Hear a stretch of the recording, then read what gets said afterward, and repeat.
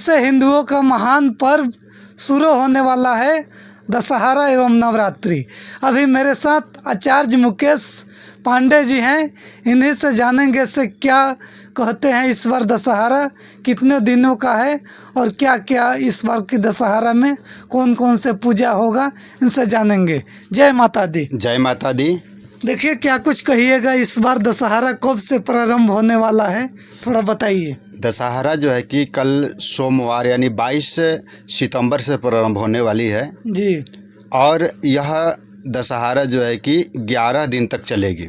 11 दिन तक, जिसमें अच्छा इस बार बताइए दुर्गा जी किस चीज़ पर इस बार उनका आगमन हो रहा है। भगवती दुर्गा जी का आगमन जो है कि हाथी पर हो रही है जी। उसका प्रतिफल होता है कि अधिक वृष्टि होना जी। सभी समस्त जनता जनार्दन में खुशहाली का माहौल छाना जी। यह भगवती का आगमन का जो है कि प्रतिफल है, वह बताता है जी। अच्छा इस बार बताइए नवरात्रि कितने दिनों का है। इस बार नवरात्रि 11 दिनों का है जी। जिसमें चतुर्थी तिथि अधिक होने के कारण यह नवरात्रि 11 दिन तक का है जी। जिसमें 2 अक्टूबर को जो है कि दशहरा मनाया जाएगा। अच्छा देखिए, कल आप बताए हैं कि 22 तारीख से नवरात्रि स्टार्ट है, यानी कल से, तो फर्स्ट दिन किस माता का पूजा होता है ये थोड़ा बताइएगा। कल जो है कि सर्वप्रथम तो हम लोग जल यात्रा करेंगे जी। कलश यात्रा करेंगे। कलश यात्रा में जो है कि जल भर करके भक्त लोग लाएंगे जी। कुंवारी कन्याएं लाएंगी और सभी पंडालों में जो है कि कलश स्थापन के बाद में प्रथम दिन जो है कि शैलपुत्री के रूप में भगवती का पूजन किया जाएगा। शैलपुत्री का, हाँ, शैलपुत्री का जो है कि पूजन किया जाएगा। अच्छा उसके बाद बताइए कि कहूँ दिन पूजा होते रहता है, शैलपुत्री के बाद किस माता का पूजा होता है। दूसरे दिन जो होता है, प्रथम दिन जो है कि शैलपुत्री का पूजन होता है। द्वितीय जो है कि ब्रह्मचारिणी यानी ब्रह्मा के स्वरूपनी, ब्रह्मा के जैसे स्वरूप, एक हाथ में कमंडल ली हुई है और दूसरा हाथ आशीर्वाद के लिए उठा हुआ है, ऐसे ब्रह्मचारिणी का पूजन होता है। तीसरे दिन जो है कि चंद्रघंटा माता का पूजन होता है जी। तीसरे दिन चंद्रघंटा माता का पूजन होता है और चौथा दिन चतुर्थ स्कंद माता का पूजन होता है। पांचवा दिन जो है कि कात्यायनी माता का पूजन होता है जी। कात्यायनी माता का पूजन होता है। छठा दिन जो है कि स्कंद माता, षष्ठम स्कंद माता का पूजन होता है जी। और सप्तम कालरात्रि यानी काली मैया की पूजन की जाती है जी। आठवां जो होता है, 8वें दिन जो माँ का पूजन जो है कि अष्टम नवम अष्ट जो है कि 8वां जो है माता का स्वरूप है सिद्धिदात्री का है। सभी प्रकार की सिद्धि देती हैं जी। अष्टमम सिद्धिदात्री मतलब सभी प्रकार की सिद्धियों को प्रदान करती है माता। 9वें रूप में नवम सिद्धिदात्री नौवा जो है कि सिद्धिदात्री के रूप में उनका पूजन किया जाता है। अच्छा देखिए, इस बार निशा पूजा किस समय होगा। इस बार निशा पूजा जो है कि 29 तारीख को जो है कि रात्रि में होगा, क्योंकि सप्तमी के उपरांत में अष्टमी तिथि भुक्त कर रही है और कहा गया है कि रात्रि में, जिस रात्रि में अष्टमी तिथि हो तो निशा पूजा किया जाता है। ये नहीं है कि हाँ यदि दिन में सप्तमी है तो रात्रि में अष्टमी हो गया जी। तो नहीं, सप्तमी को ही माना जाएगा, नहीं, अष्टमी को ही माना जाएगा और अष्टमी रात्रि में जब भुक्त करती है तो निशा पूजा होती है। अच्छा, निशा पूजा बहुत देर रात तक होती है, क्या दुर्गा पूजा में इस सबसे खास पूजा इसको माना जाता है जी। क्या कुछ कहिएगा। निशा पूजा में बहुत भीड़ भी लगता है, हम लोग आके भी देखे हैं, उसमें इतना भीड़ लगता है, उसमें क्या खास बात है। देखा जाए सब सर्वोपरि निशा पूजा का मतलब है कि रात्रि निशा यानी सब कोई सो गया हो जी। सो गया हो उस समय में निशा पूजा किया जाता है। इसमें जो है कि कुष्मांड का बलि दिया जाता है, यानी भथुए का बलि दिया जाता है, नारियल का बलि दिया जाता है जी। इसका अर्थ यह होता है कि हमारे अंदर जितने भी विकार है जी।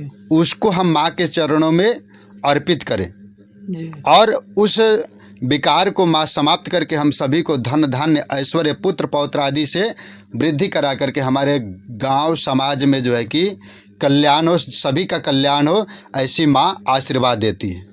अच्छा देखिए, ये बताइए कि इस बार 11 दिन का नवरात्रि क्यों है?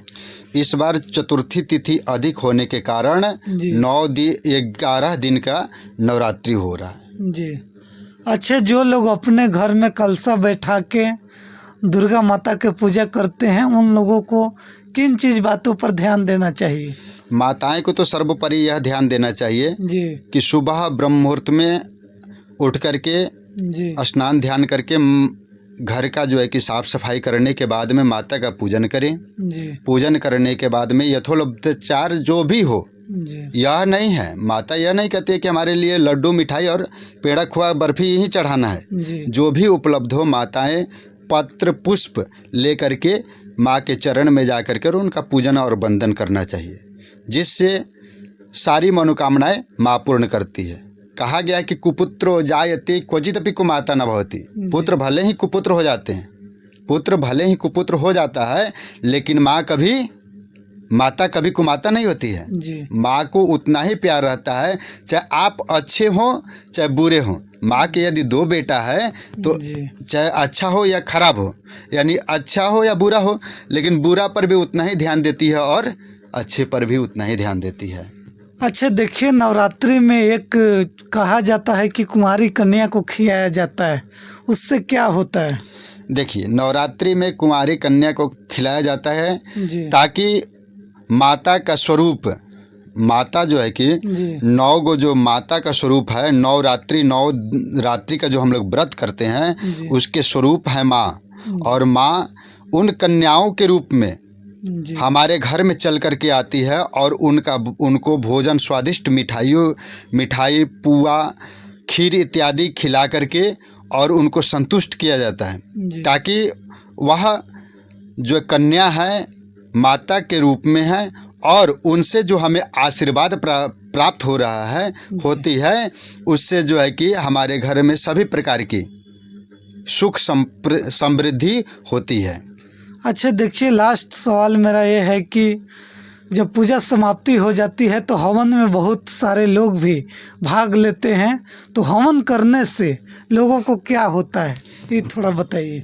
देखिए, हवन का जो है कि हविष्यान डालने से जो हम जी 9 दिन का जो व्रत किए हैं, जो पाठ हुआ है, पूजन हुआ है, उसका जो है कि 10 अंश, यानी जितना पूजन हुआ, जितना जाप हुआ, जितना जो है कि दुर्गा सप्तशती का पाठ हुआ, उसके अनुसार से हवन किया जाता है। जी और उस हवन के द्वारा जो हविष्यान जो अग्नि में डाला जाता है, वो स्वाहा के रूप में उस देवी देवताओं को प्रदान किया जाता है। स्वाहा के रूप में जी जो हम स्वाहा कहते हैं, उनके द्वारा जो है कि सभी देवी देवताओं को उस हविष को जो है कि प्रदत्त किया जाता है, बांटा जाता है। जी और उससे जो भी क्या कहते हैं कि उसका स्वरूप, उसका जो है कि ऐश्वर्य इत्यादि जो भी प्राप्त होता है, वो सभी भक्तों को प्राप्त होता है, जिस कारण से सभी वातावरण जो होता है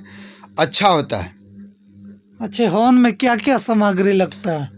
कहा गया है कि हवन में जो है कि जी तिल, जितना तिल है जी उसके आधा चावल, जी और चावल के आधा जो है कि जौ, जी गूगल, जटा, मसी, करायल इत्यादि, मीठा इत्यादि मिला करके हविष्यान तैयार किया जाता है। जी और उस हविष्यान से, उस हवन से जो है कि हम लोग हवन करते हैं। अच्छा देखिए, दुर्गा माता के सामने जो 7 कलश रखाता है, उस पे जो जय रहता है वो 9 दिन में बड़ा बड़ा हो जाता है, इसका क्या राज? देखिए, उसको जयंती कहा गया है। जी जौ को जयंती कहा गया है। जी जयंती का मतलब है कि माँ का स्वरूप है जयंती मंगला काली भद्रकाली कपालिनीम दुर्गा क्षमा शिवा धात्री स्वाहा स्वाधा नमस्तुते। यानी उस जौ का जो है कि उसको 9वें दिन जो है कि 10वें दिन जो विसर्जन किया जाता है, जी। उस दिन उस जयंती को धारण किया जाता है।